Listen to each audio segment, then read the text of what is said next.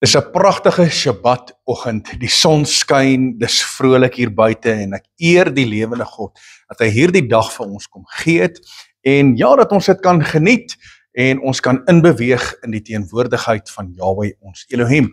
En hy is nou natuurlik in beheer, hy regeer tot in alle ewigheid en daarom sal ons ons knie buig voor die Skepper van hemel en aarde, want daar is niemand soos hy nie. Halleluja! Mense, wil ek jou groet in die wonderbare naam, die heilige, die hoogverhewe naam van ons meester Yeshua. En in hierdie naam kan ons die planne van die vyand verbreek en vermorsel. Weet jy hoekom? Want die vyand het natuurlik 'n plan. Die vyand het 'n plan en ek en jy moet 'n strategie hê om die plan van die duiwel uit te oorlê. So daar is 'n algemene agenda van die duiwel wat hy oor die ganse mensdom implementeer en veral teenoor gelowiges. So daar's 'n algemene agenda. Ons moet besef wat sy strategie is en ons moet met 'n suksesvolle plan te werk kom om die planne van die vyand te verbreek en te elimineer in ons lewe.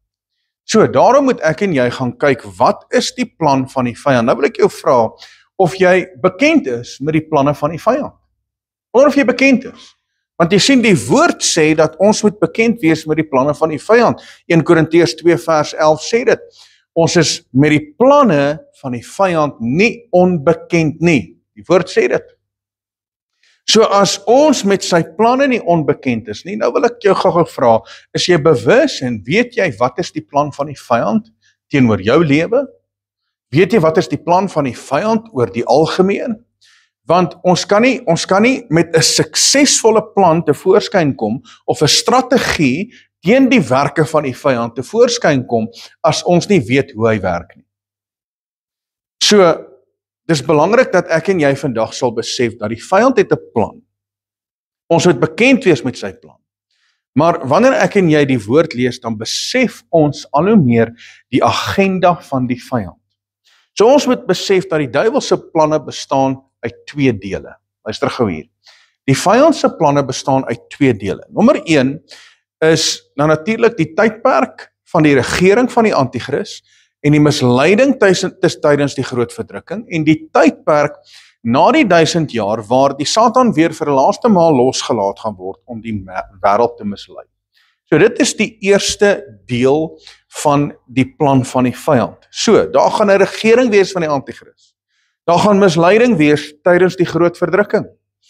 En na die 1000 jaar vrederyk gaan hy weer losgelaat word en hy gaan weer die wêreld en die nasies gaan hy mislei om dan 'n laaste rebellie teenoor Yeshua te hê. Nou, kom ek praat gou met jou. Hierdie plan van die vyand, kan ek en jy nie verhoed nie. Ons kan hom nie verhoed nie, want dit staan vas in die woord. Dit staan vas in die woord.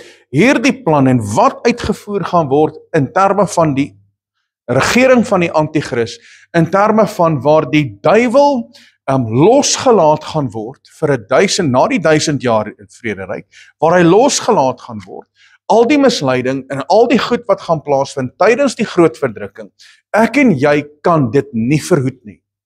Ons kan nie teen dit bid nie, want dit staan vas in sy woord. So al roep ek nou die gemeente bymekaar en ek sê vir die volgende 7 weke gaan ons elke dag gaan ons bid vir 7 weke lank. So 7 dae bid ons vir 7 weke lank. En al doen ek dit en ek sê, alright, ons bid vir die volgende punt en ons bid dat die Antichrist nie sy verskyning sal maak nie. En ons bid dat daar nie misleiding sal wees teenoor die groot verdrukking nie. En ons bid dat wanneer die Antichrist sy regering wil oprig hier op aarde, gaan dit nie suksesvol wees nie en daar gaan nie 'n groot verdrukking wees nie en al hierdie dinge en ons bid vir 7 weke lank elke dag en ek roep die gemeente bymekaar en ons roep Suid-Afrika bymekaar om daarvoor te bid, gaan dit nie realiseer. Weet jy hoekom? Want dit staan vas in die woord. Ek en jy kan dit nie verhoed nie. Kan dit nie verhoed nie.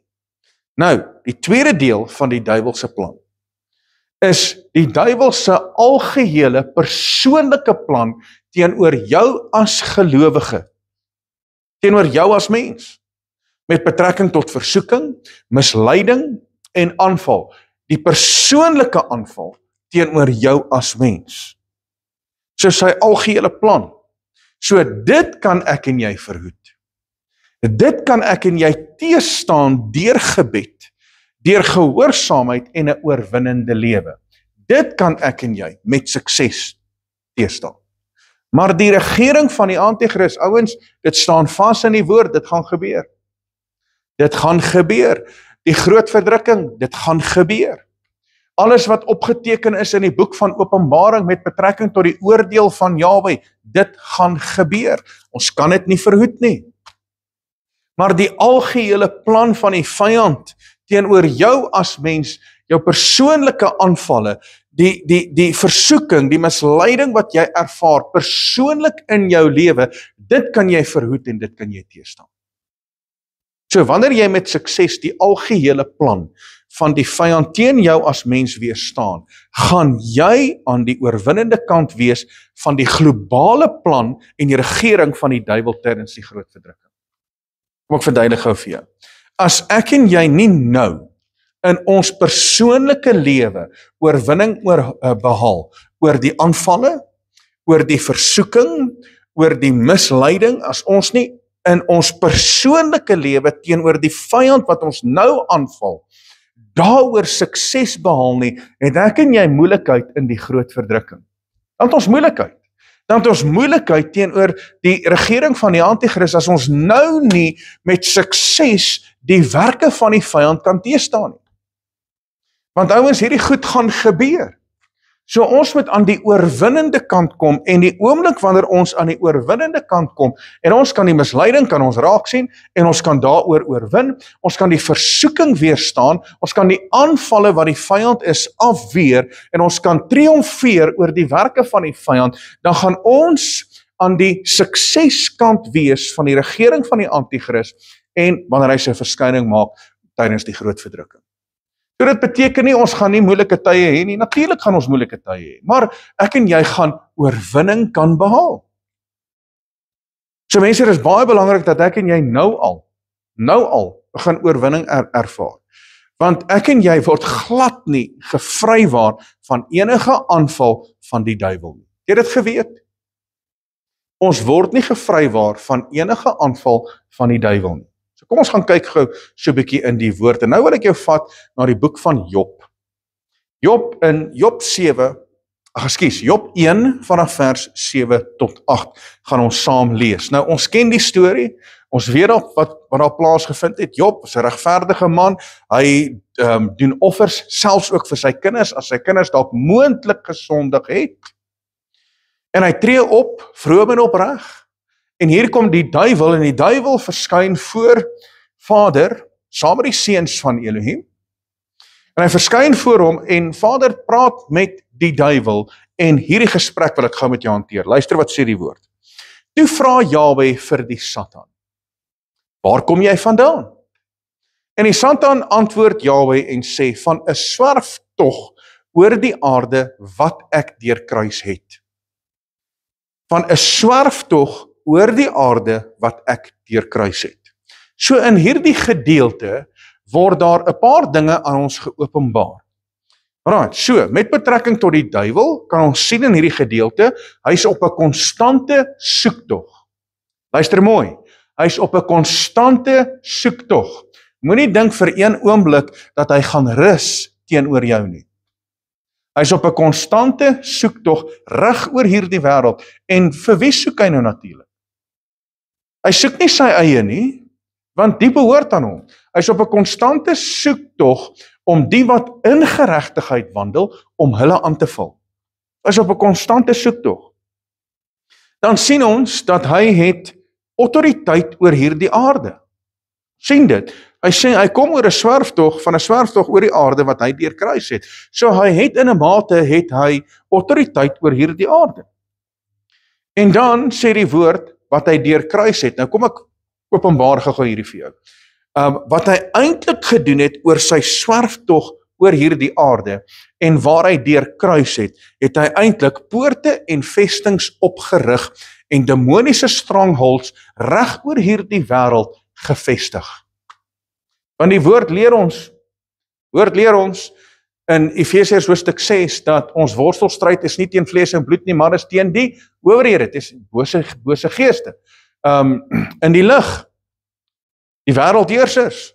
So mense uit poorte en vestings opgerig en demoniese strongholds opgerig reg oor hierdie wêreld. En as jy gaan kyk, dan sal jy sien, reg oor hierdie wêreld is daar demoniese strongholds. Dis hoekom as jy in sekere lande kom, dan is daar 'n gees van afgodery, daar is 'n demonic stronghold in sekere lande. So as jy nou byvoorbeeld in Europa kom en jy kom in Griekeland, dan sal jy al die tempels sien in terme van afgodery. Gaan so 'n bietjie Thailand toe of China toe, dan sien jy al die tempels vir afgodery. So hy die wêreld deurkruis en hy rig op poorte, vestings en demoniese strongholds. En nou kom vers 8. En hy sê, en Jahwe vra vir die Satan. Hy sê, het jy ag gegee op my knegt Job? Want daar is niemand op die aarde soos hy nie, 'n man vroom en opreg, Godvreesend en wat afwyk van die kwaad. Wow, is dit nie pragtig nie? En hy vra hom die vraag, hy sê, het jy ag gegee? Het jy ag gegee op my knegt Job, want daar is niemand op die aarde soos hy, 'n man vroom en opreg, Godvreesend en wat afwyk van die kwaad. So, net omdat ek en jy in geregtigheid wandel, beteken nie dat ons nie onder die aanval van die duiwel kan kom nie. Net soos wat Job, die woord sê, vroom, opreg, Godvreesend, en hy wyk af van die kwaad. Daar is niemand soos hy gewees op hierdie hele aarde in daardie tydperk nie. Weet jy wat gebeur? Die duiwel val hom aan.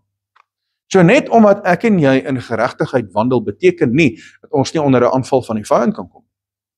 Want luister wat sê die woord 2 Timoteus 3 vers 12. Hy sê, en almal wat ook godvrugtig wil lewe, in Messia Yeshua sal vervolg word. Sê die woord dit.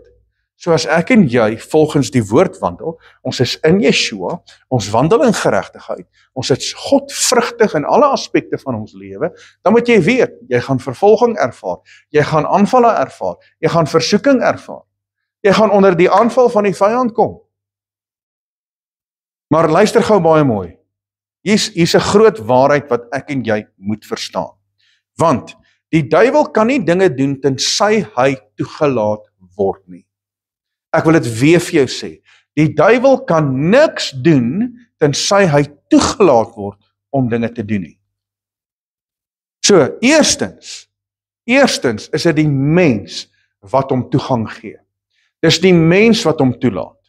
So ons as mens gee openinge in ons lewe en laat die duiwel toe in ons lewe. Want die duiwel kan niks uitrig tensy jy hom toelaat nie.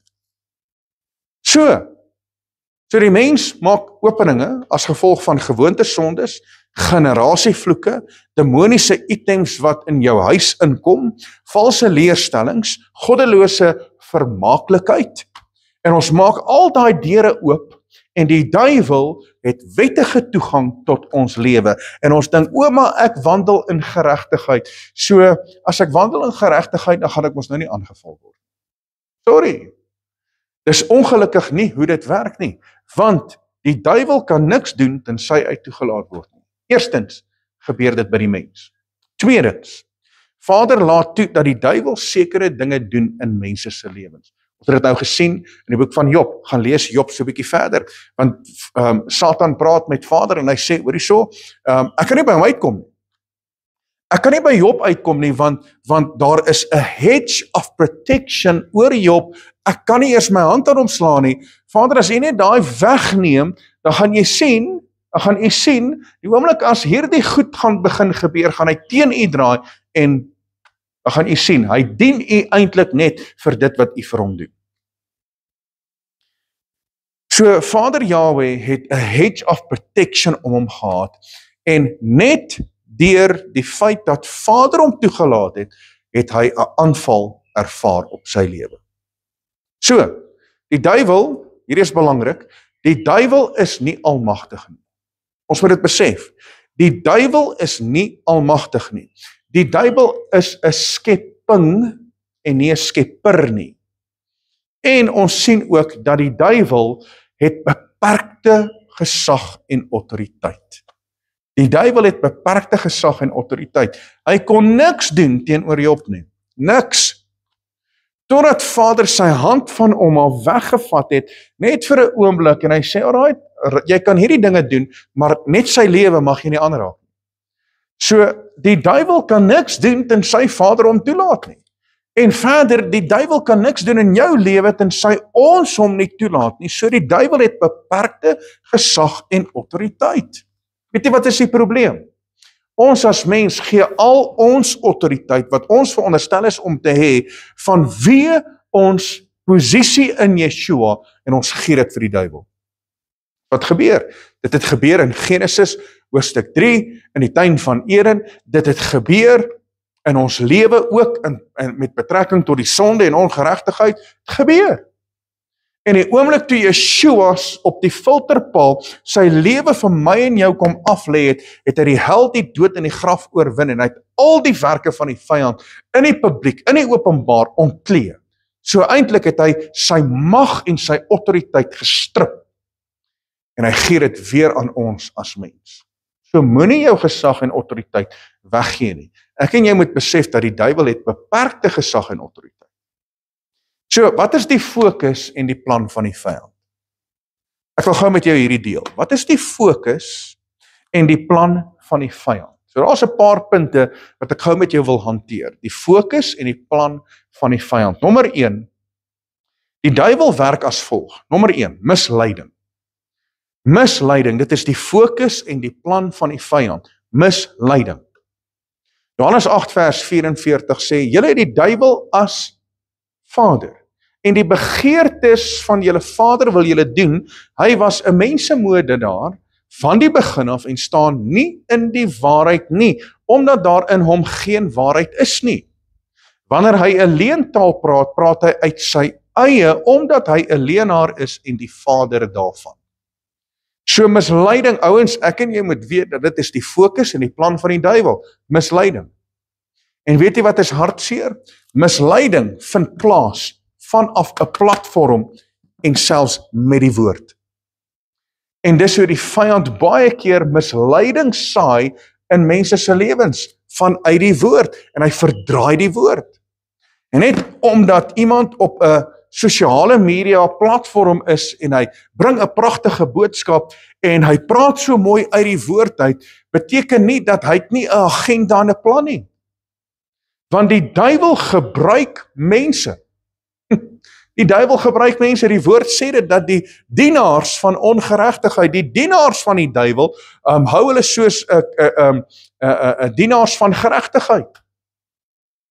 Want die woord sê dit in 2 Korintiërs 11 vers 4, hy sê geen wonder nie, want die Satan self verander hom in 'n engel van die lig. So, dit is so maklik, en ouens, ons het dit al oor die jare het ons dit al so baie gesien, dat vanaf 'n, en ek sê dit nou in aanhalingstekens, 'n kerkplatform word daar 'n misleiding gegee, want oor die jare is daar vir ons as mens gelieg. Daar's gelieg oor die woord. Daar's oor die woord gelieg om te sê die feeste is daarmee heen. Die wet is daarmee heen. O nee, Shabbat weg. Ons moet nou op Sondag, en daar's vir ons gelieg in terme van die woord. So hoeveel te meer dink jy nie dat die vyand vandag nog steeds misleiding bring, ook deur iemand wat die woord verkondig. En hy kan die woord gebruik om die woord te verdraai en om mense te mislei en hulle in te trek en hulle volgers te maak eintlik van hulle eie gewin en nie volgers van Yeshua nie. Dis hartseer mense. Dis hartseer. So dit is die plan van die vyand. Tweedens, die fokus en die plan van die vyand is om beskuldiging in te bring teenoor jou. Om beskuldiging in te bring teenoor jou, want wie is die duiwel en wat doen hy? Wat is sy primêre funksie? Sy primêre funksie lees ek in Openbaring hoofstuk 12 vers 10. Hy het dit gedoen in die boek van Job, hy het dit gedoen in die boek van Sagaria, en hy doen dit hier in die boek van Openbaring. So hy bring beskuldiging in tussen my en jou, en Openbaring 12 vers 10 sê, toe hoor ek 'n groot stem in die hemel sê, nou het die heil en die krag en die koningskap en die eiendom van ons Elohim geword, en die mag van sy Messia, want die aanklaer van ons broeders is neergewerp, hy wat hulle aanklaag voor ons Elohim dag en nag. So wat is die primêre funksie van die duiwel? Is om jou aan te kla. En die oomblik as jy 'n verkeerde gedagte het en 'n verkeerde gesindheid, of jy sê dalk iets verkeerd, of jy doen dalk sonde, of jy kyk na dinge wat jy nie moet kyk nie, dan veroorsaak dit 'n skuldlas op jou lewe, en die vyand is onmiddellik daar om daai skuldlas te ry, en hy kla jou aan, en hy maak dat jy terugtrek in jou geestelike lewe, want jy is nou glad nie waardig om eers die woord te lees nie. En hy kom kla jou aan. Hy kla jou aan. Want hy is 'n aanklaer. Onthou een ding, dat Heilige Gees is 'n oortuiger. Heilige Gees is 'n oortuiger. Die Heilige Gees gaan jou nooit aankla nie. Dis die duiwel wat jou aankla. So Heilige Gees kom en hy oortuig jou van sonde, van geregtigheid en van oordeel. En die duiwel kla jou aan en hy maak dat jy naderhand so skuldig voel en dat jy terugtrek en dat jy nie eers wil bid nie en jy wil nie eers die woord optel nie, want jy voel skuldig vir jou optrede en dit wat jy gedoen het. En inteendeel, die woord leer my in die boek van Hebreërs, hy sê dat ons moet hardloop na die troon van genade. Ons moet vrymoedigheid hê om na die troon van genade te gaan, om op die regte tyd gehelp te word. Halleluja! So of jy nou droog gemaak het of nie, ons moet leer soos wat Dawid ons leer in Psalm 51, waar hy die oomblik toe hy die woord kry, waar Nathan vir hom sê, hoorie som, maar jy's daai man, toe val op sy knieë neer, en hy roep uit en hy sê, Vader, wees my barmhartig, na die grootheid van u barmhartigheid. So die duiwel kla aan. En ons sien dit speel uit in die boek van Job, vanaf vers 1 tot by vers 11, waar die duiwel hom aankla. Derde aspek is verwoesting. Dis die fokus en die plan van die vyand, is hy wil verwoesting saai. Hy wil verwoesting saai in mense se lewens. Johannes 10 vers 10 sê dit, die dief kom net om te steel en te slag en te verwoes. Hy wil verwoesting saai. So hy is 'n verwoester van wat? Van huwelike, van finansies, van verhoudings, van geloof, van kinders, van samelewing, van godsdiens, en so kan ons aangaan. Hy's 'n totale verwoester in ons lewens. So hy kom om alle aspekte van jou lewe te kom verwoes. Dis hoekom daar onder gelowiges huwelike wat uitmekaar uitval. Onder gelowiges is daar kinders wat weghardloop in die wêreld in. Onder gelowiges is hulle finansies val uitmekaar uit, want die duiwel wil kom verwoes. En die oomblik wanneer hy net een aspek in jou lewe kan misrabel maak en verwoes, dan het hy jou. So daarom gee aan die duiwel geen plek nie. Die woord leer ons dit. Gee aan die duiwel geen plek nie. En dan die vierde aspek wat die vyand nou natuurlik doen, sy fokus en sy plan in ons lewe is, hy bring versoeking. Hy bring versoeking. So ek en jy moet dit weet. Ons moet dit weet, hy gaan kom met versoekings in ons lewe. Lukas 4 vers 13 sê dit so mooi, en toe die duiwel elke versoeking geëindig het hy 'n tyd lank van hom af gewyk. So, as die duiwel Yeshua versoek het, hoeveel te meer gaan hy nie ons ook versoek nie? Hoeveel te meer gaan hy nie ons versoek nie?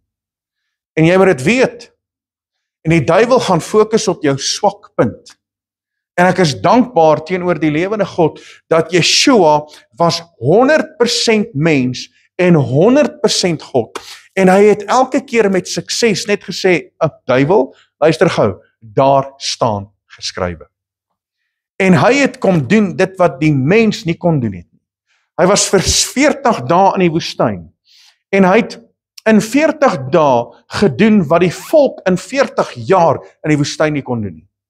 En hy het die duiwel uitoorlê en hy het oorwin en hy het daar uitgestap sonder sonde en hy het die duiwel absoluut oorwinning. Daarom kan ek en jy ook daai oorwinning behaal. Want dieselfde gees wat in my en jou is die gees wat Yeshua uit die dood uit opgewek het. Dis dieselfde gees wat hom gedryf het nadat hy gedoop is. Dis dieselfde gees wat hom gedryf het in die woestyn. So dieselfde gees wat Yeshua gehad het is ook in ons, want hy's inwonend in my en jou. En dan die 5de aspek wat die duiwel nou natuurlik wil doen, dis sy plan, dis sy fokus, is hy beplan ons ondergang. Hy beplan ons ondergang, van die begin af. Hy beplan jou ondergang.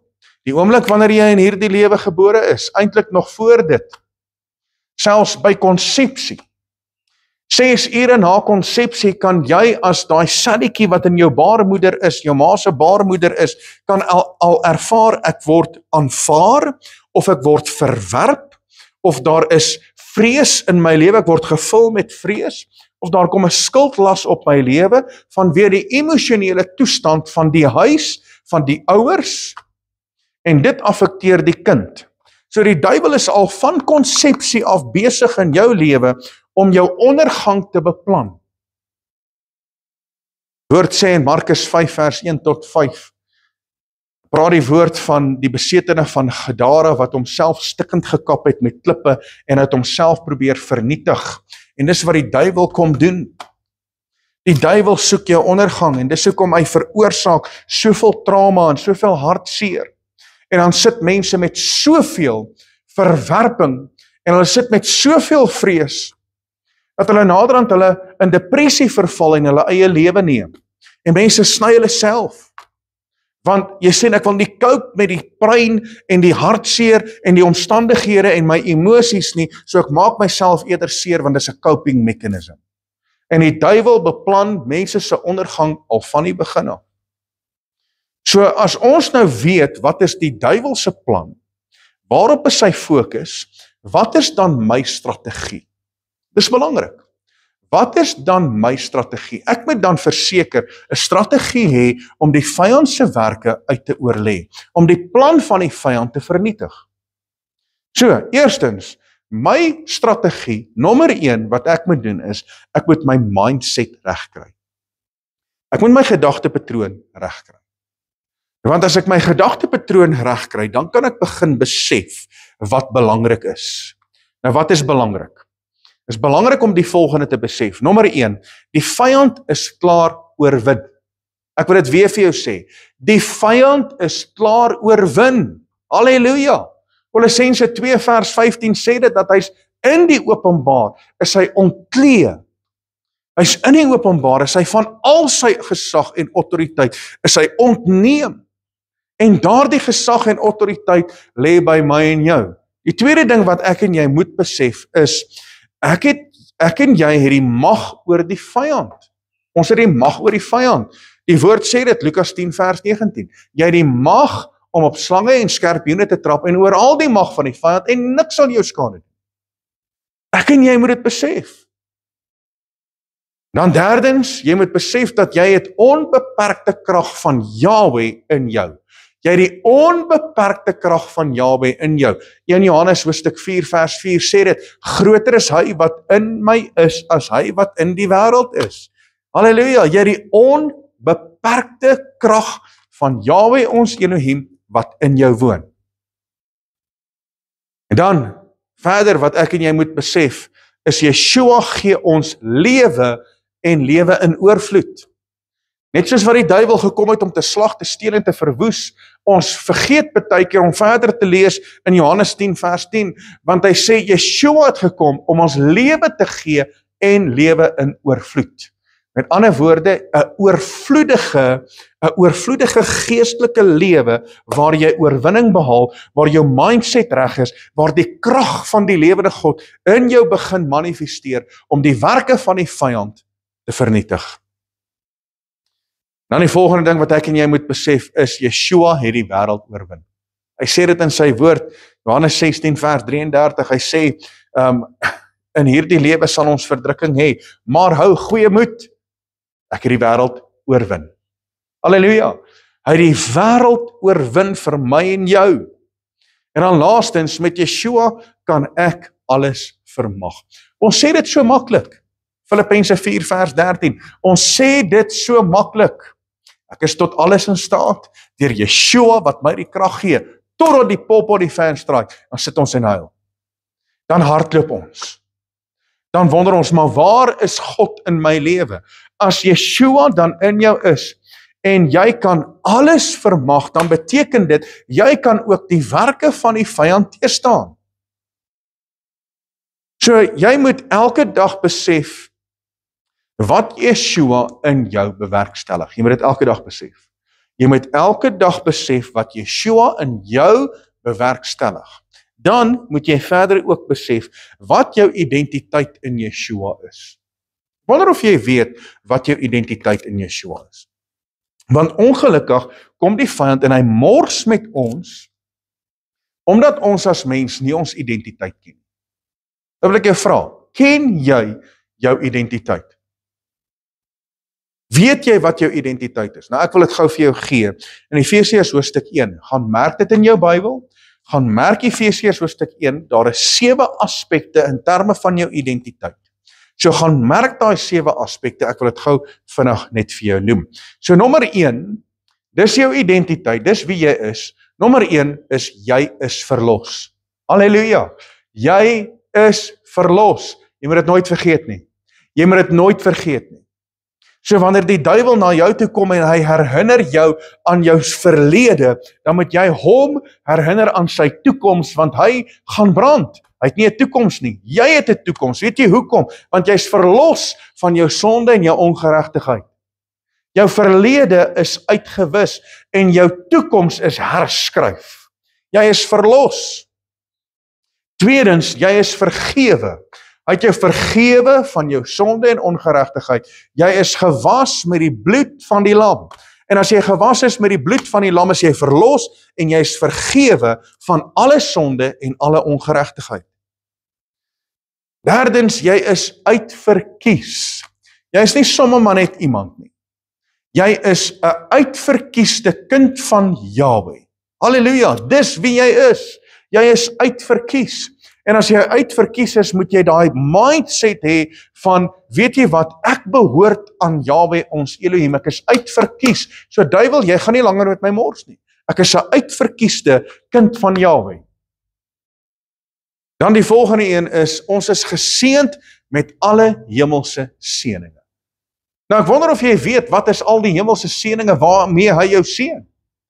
Want jy sien, as ons geseënd is met alle hemelse seëninge, moet ek mos weet waarmee ek geseënd is. So ek is geseënd, mense, gaan lees wat sê die woord in terme van Efesiërs hoofstuk 1.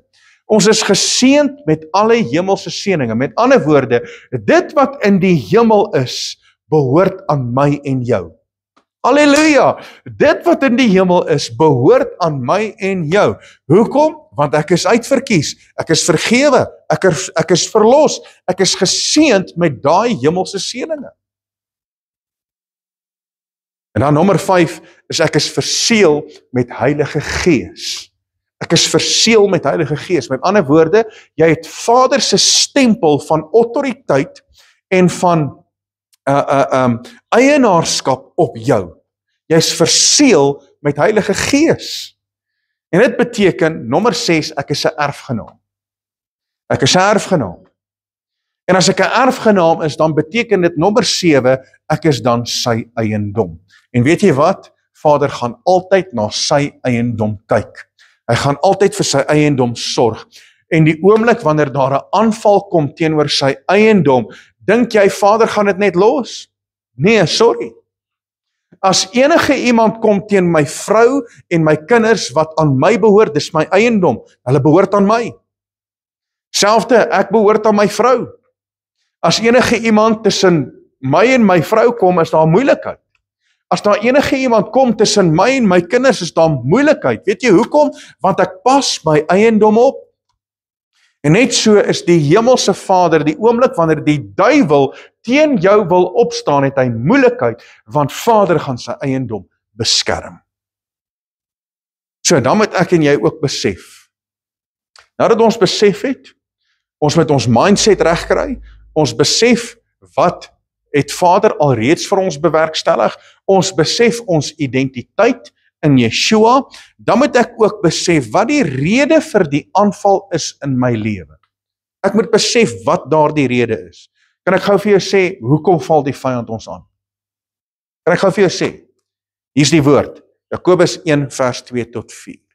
Hy sê, ag dit louter vreugde my broeders, wanneer julle in allerhande versoekings val, omdat julle weet dat die beproewing van julle geloof lydsaamheid bewerk, maar die lydsaamheid moet tot volle verwikkeling kom, sodat julle volmaak en sonder gebrek kan wees en niks kort kom nie. Halleluja! So, hoekom gaan jy deur versoekings?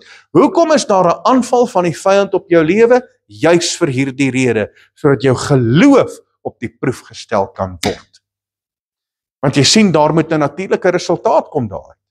Daar moet 'n positiewe resultaat kom in terme van die versoeking en die aanval en die misleiding en al hierdie druk wat ons ervaar van die vyand, daar moet 'n resultaat kom. Wat is daardie resultaat? Volmaak en sonder gebrek.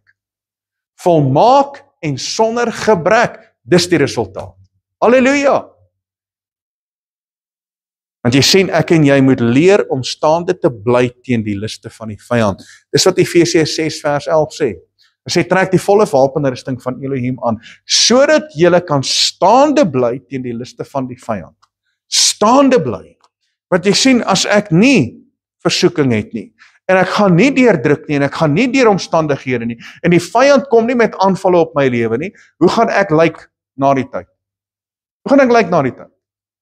Ek gaan dink dis 'n walk in the park. Maar om 'n gelowige te wees is nie 'n walk in the park nie, dis eintlik 'n walk in the battlefield. Dis wat dit beteken. So, want jy sien, hierdie dinge, al die versoekings en al die goed, bring my in 'n posisie waar my geloof op die proef gestel word, sodat ek volmaaktheid kan bereik en ek sonder gebrek kan wees. Want jy sien, dit bring my dan tot 'n aksie van gehoorsaamheid. Dit bring my tot 'n aksie van gehoorsaamheid. En wat is die aksie van gehoorsaamheid? 1 Johannes 2 vers 5 tot 6. Maar elkeen wat sy woord bewaar, in hom het die liefde van Elohim waarlik volmaak geword. Hieraan weet ons dat ons in hom is. Hy wat sê dat hy in hom bly, behoort ook self so te wandel soos wat hy gewandel het.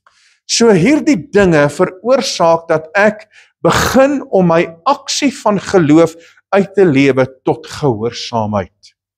Tot gehoorsaamheid. So, my strategie teen die werke van die vyand, teen die plan van die vyand. My strategie is nie om glad nie die aanval van die vyand of die duiwel of die versoeking te ervaar nie, maar om deur hierdie versoekings en deur hierdie dinge my geestelike lewe op te bou. Want ons almal gaan dit ervaar. Mense, luister nou mooi. Ons almal gaan aanvalle en versoekings ervaar. So my strategie teen die plan van die vyand is nie om glad nie 'n aanval van die duiwel of versoekings te ervaar nie. So maak nie saak hoe my geestelike lewe lyk nie. Dit maak nie saak hoe my gehoorsaamheid lyk nie. Dit maak nie saak of ek wandel in geregtigheid nie.